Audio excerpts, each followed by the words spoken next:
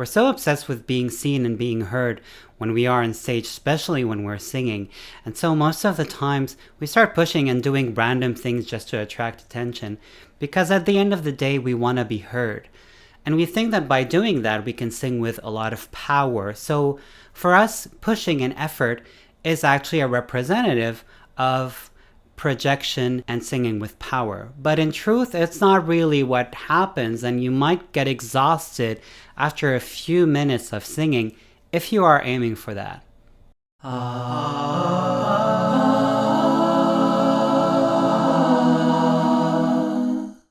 We have to differentiate between two major things: pushing and projection.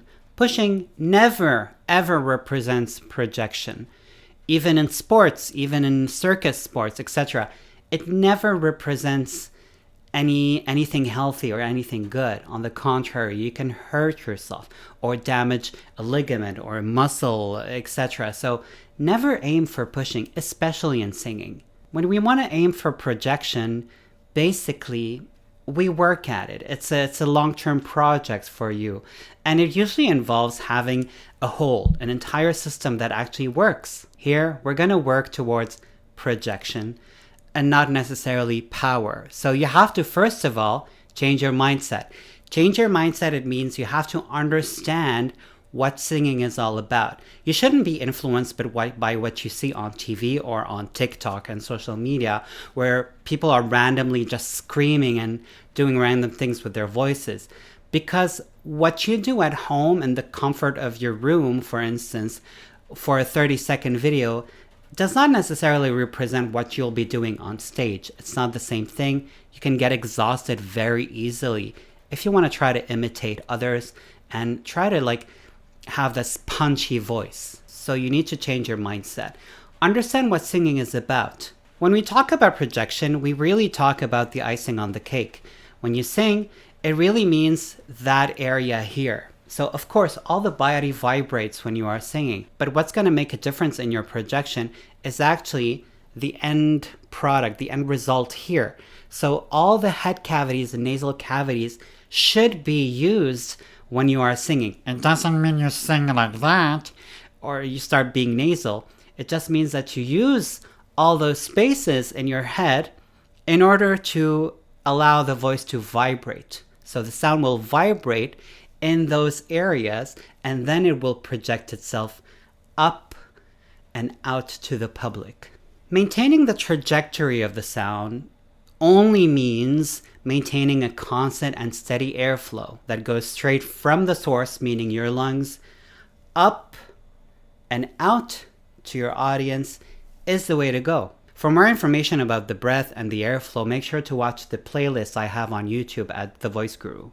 One last thing I want to mention, and that you also have to understand, is that you'll only have a good projection or power or a high volume once you have a proper singing technique.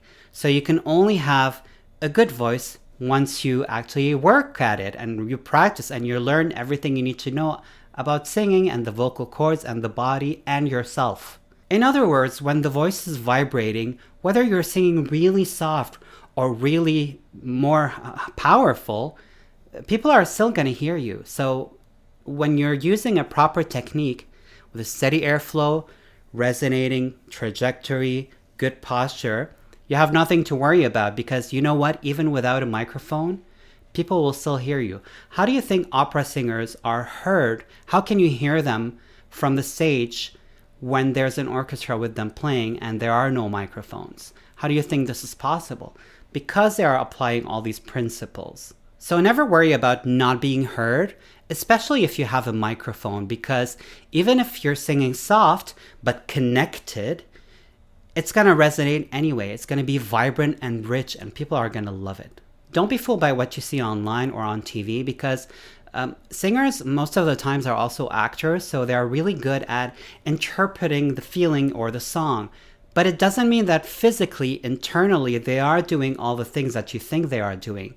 They're not necessarily pushing or over-exhausting themselves, but they are just acting or taking on the role of that person or the character they are playing. Make sure to subscribe to The Voice Guru on Instagram, on YouTube, and on Facebook. And check me out at johnthevoiceguru.com. You can also download the 7 free exercises at johnthevoiceguru.com/exercises. I'm John Tracy, and thank you all for watching.